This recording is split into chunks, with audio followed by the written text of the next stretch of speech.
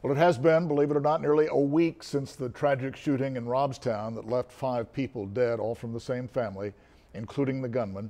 And as you'll remember, there were 2 separate shooting locations last Friday. The first one happened at a home near Starry Pawn Shop, just off Highway 44, where the gunman, 60-year-old Richard Starry, killed 2 people.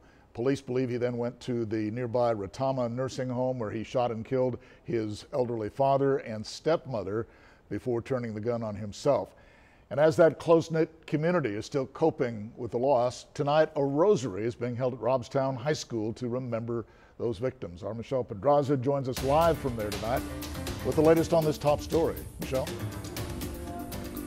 Well, Joe, the prayer service is being held at Robstown High School. It's going to start at 7 for those 3 victims in the shooting. And right now there's already so many family members inside and the community inside the auditorium as well, getting ready for those prayer services. But take a look at these pictures we have of the victims. They include the youngest, 13-year-old Isaiah Starry, and his father, 40-year-old Roel Mireles. According to police, they were the first to be killed in last Friday's shooting inside a house next to Starry Pawn Shop.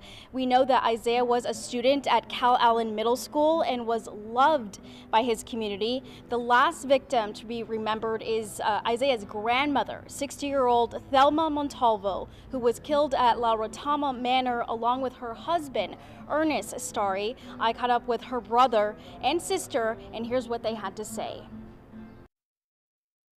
My sister was a teacher for Robstown ISD for over 20 years. She just retired last year. We've all attended school here in Robstown. We're all high school graduates. And I mean, it's an awesome town, regardless of what people say. I mean, we've always been able to count on Robstown. Yep, it's home, and it's always going to be home.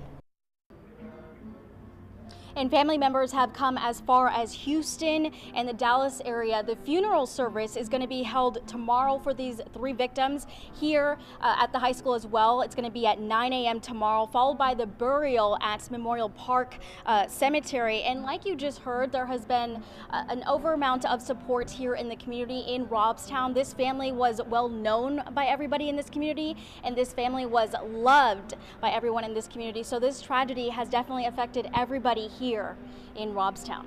For now, reporting live in Robstown, Michelle Pedraza, 3 News.